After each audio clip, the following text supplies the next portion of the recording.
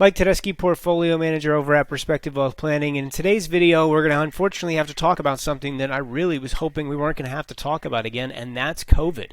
COVID cases are on the rise here over the last month or so, and it is certainly trending up. And the time frame of the year that this is happening as we head into summer is a bit of concern when we take a look at what has happened over the past few summers. Now, in this video, we're going to take a look at the COVID cases, and we're also going to take a look at the vaccine manufacturers, Johnson & Johnson, Pfizer, and Moderna. We'll also take a look in at some of the COVID darling stocks from 2020, Docusign and Zoom, check out where things are at currently. Now, I've got the 7-day rolling average up on here, and if we go back to the end of March, we were sitting at about that 30,000 mark for cases across the United States a day. Here we are in May, and we're up to that 100,000 mark on average 7-day rolling. This is concerning because if we go back and we look at what happened last year, April and May started that big trend down as we headed into the summer, where in June we had only like 13,000 cases total in the United States before it picked up in the second half of summer and into fall. It looks like we are starting to hit that trending up a lot earlier and in a supposedly tougher time of the year for flu viruses.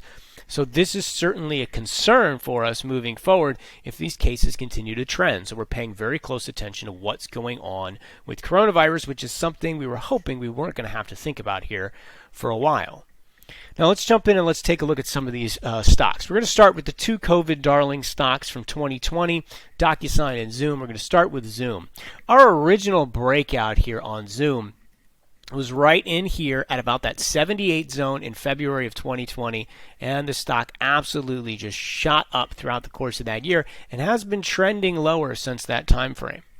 If you look at the earnings on a company like this, they were making 9 cents, 15 cents a share. They're doing a lot better now. Last quarter, they put $1.29 a share out.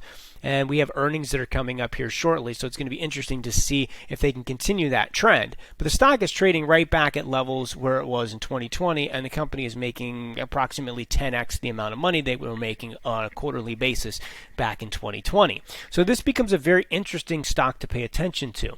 80 is that kind of support level, and you can see for the year we're clearly in that downtrend. We're clearly in the downtrend for the previous year as well, where we have just continued to make lower highs. The really important level to watch on Zoom moving forward is going to be this 110 zone, because that's the last high that we have for this year right in the beginning of May. A move over 110 and holding of this 78 zone could start to see a potential turnaround in this stock. So those are the levels that we're clearly watching there. We come in and we take a look at Docusign. Same kind of comments apply in terms of earnings. Back in 2020, 2019, they were making about 12 cents a share a quarter, and now they've recently made 58, 48 cents a share. So the company is making a lot more money than it was before COVID happened, meaning these companies are still being used a lot more than they were before we got into the COVID world. Now, the lows from 2020 on Docusign are right here at this 65 zone, which we tested a little while ago. Same comments apply. We've got a clean downtrend that is in place, a series of lower highs, and the last key lower high is right around this 90, and the major resistance in on this chart is around that 110 zone. So if this can kind of hold this 65 and start pushing back up and potentially break over that 110 zone, you could kind of negate the downtrend that it's been in for the course of the year, and it is still way, way off of its highs, but this is certainly worth watching here around these levels. Now, if we take a look at the vaccine manufacturers, we take a look in at Johnson & Johnson. It's sitting at a key level in at 172. We had that breakout to new all-time highs. It has pulled back down and is sitting right there kind of on this 172 support level. This is really what we're watching here, is can this breakout level hold? If not, the next level of support on this is back around that 155. Now, Pfizer and Moderna are the two companies that have a better vaccine. They're the ones that, if you're going to get the vaccine, you really want to get one of those two versus Johnson & Johnson based on efficacy and a number of other issues between the vaccines. These stocks have been doing better than Johnson & Johnson on the backs of just the vaccine.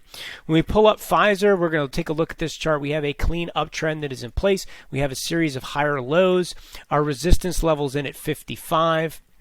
Right, so we're watching this resistance here. Our levels of support are in around that 47 zone. And next, we're going to take a look in at Moderna.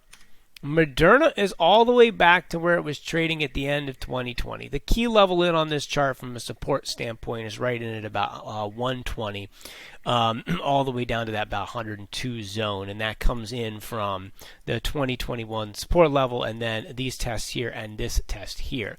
It's holding on to that. It's still clearly in a downtrend here over the last year, and this year we have, here are kind of our lower highs that are in play.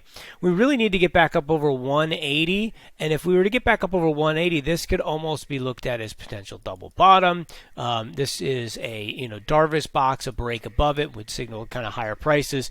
It's got to actually get above this zone, but this is the area that we're really watching, all right? The 120 and the 180 in on Moderna stock.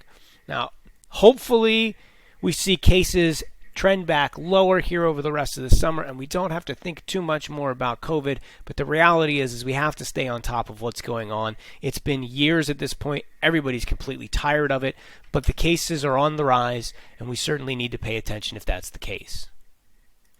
As always, I hope you guys found this information useful. If you have any questions, feel free to reach out to me at mtedeschi@Perspective Wealth Planning. You can also reach me at 814-580-9881. Stay safe out there, guys. I will see you all next week. Take care.